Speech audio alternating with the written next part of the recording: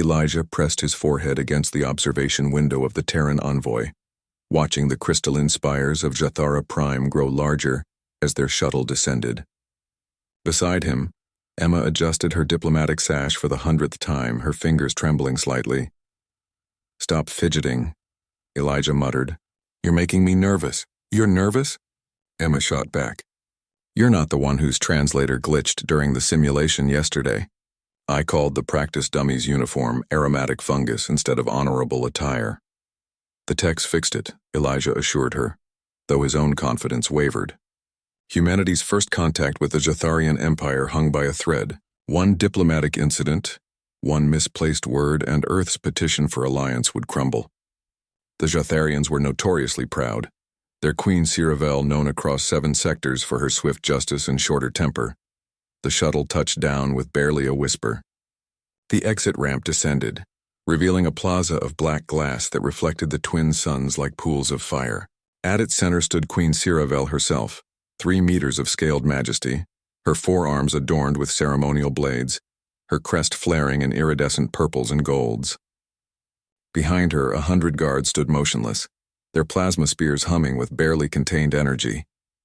Emma and Elijah descended together, each step measured.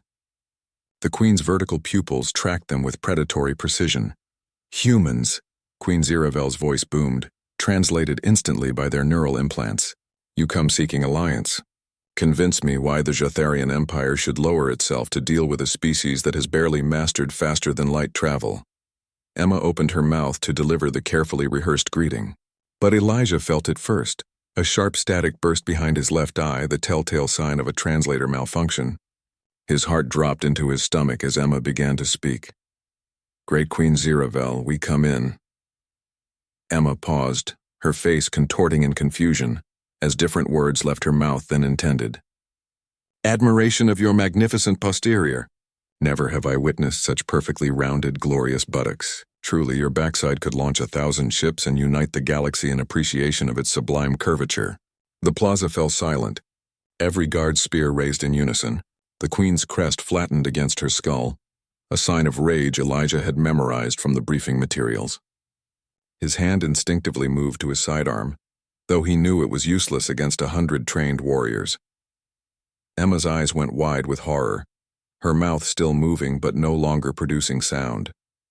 She'd wisely shut down her translator entirely. Elijah's mind raced. They had 3 seconds before the execution order. Maybe 5 if they were lucky. Standard protocol was to apologize profusely, but something in the Queen's expression stopped him. Beneath the rage, there was something else. Confusion, perhaps. Or was it amusement? Humans had one advantage in the galaxy that no other species possessed. They were unpredictable. Elijah stepped forward and did the only thing his instincts told him to do. He laughed, not a nervous titter but a full, genuine belly laugh that echoed across the silent plaza. Emma stared at him like he'd grown a second head. The guards seemed equally frozen in confusion. "Your Majesty," Elijah said, his voice carrying clearly in the stunned silence, "I must apologize for my companion's malfunctioning translator. Though I must admit," he gestured grandly, "in humanity's defense, we've never developed appropriate diplomatic protocols for accidental compliments about royal anatomy.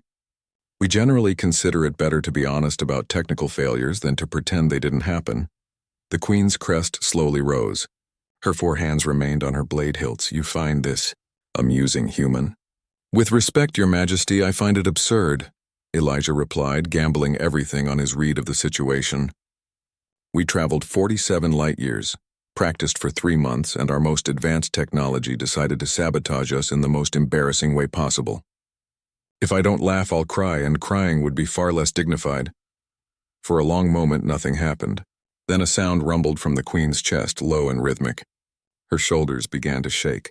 And suddenly Queen Ciravel was laughing, not the polite chuckle of diplomatic courtesy, but a deep, genuine roar of amusement that made her crest flash brilliant gold. 47 light-years, she repeated between laughs, to compliment my posterior. She turned to her guards. "Stand down.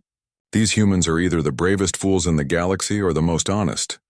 Emma had gone pale, but Elijah could see the tension draining from her shoulders. He pressed on while momentum was on their side. "Your Majesty, in human culture, We have a saying, the truth will set you free.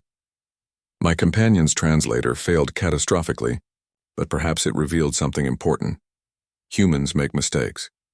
We break, we malfunction, but we own our failures honestly, and more importantly, we persist despite them. Queen Ziravel's laughter faded to an amused rumble. She approached Elijah, towering over him, close enough that he could see the intricate patterns in her scales. Most species would have prostrated themselves in terror, she observed, would have begged for mercy. Would that have worked? Elijah asked. No. Her teeth showed in what might have been a smile. But your laughter, that was unexpected. That was interesting. She glanced at Emma, who managed a weak but genuine smile. Tell me, humans, if your technology fails so spectacularly at first contact, how can you possibly be valuable allies? Emma found her voice, speaking carefully without her translator. Because, Your Majesty, when our equipment fails, we adapt. When our plans collapse, we improvise. And when we accidentally insult royalty, she glanced at Elijah. We have friends brave enough or stupid enough to laugh in the face of certain death. Queen Ziravel studied them both for a long moment. Then she raised one hand and servants rushed forward with ceremonial cups. The Jatharian Empire, she announced, has dealt with countless species who cower, who scheme, who flatter with empty words. But humor in the face of disaster? Honesty when lies would be easier? These are rare qualities. She offered them each a cup. I believe humanity will make entertaining allies. As Elijah accepted the cup, he caught Emma's eye. Relief, disbelief, and exhausted amusement warred on her face. They'd gambled everything on a laugh and somehow won. Though, the Queen added, her crest flashing with mischief, I expect Earth to send better translators next time. Unless, of course, you wish to continue complimenting various anatomical features of the royal court. Elijah raised his cup in salute. Your Majesty will bring our best technology, but we make no promises. We're only human, after all. The Queen's laughter rang out across Jathara Prime, and with it, humanity's place among the stars was secured, not through strength or cunning, but through the most human quality of all, the ability to find humor in disaster and honesty in chaos.